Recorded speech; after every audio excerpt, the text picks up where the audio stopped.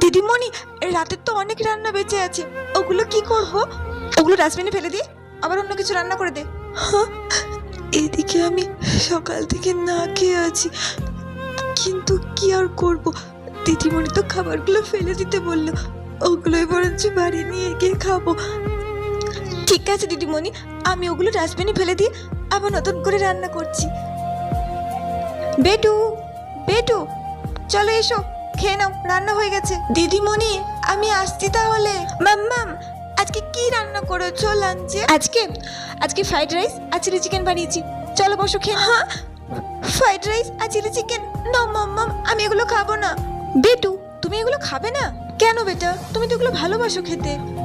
মাম্মাম, আমার এগুলো খেতে আজকে একদমই ইচ্ছে করছে না। আচ্ছা আচ্ছা, নো প্রবলেম, আমি এক্ষুনি তোমার জন্য বিরিয়ানি অর্ডার করে দিচ্ছি। ওকে মাম্মাম, বিরিয়ানি? ওয়াও,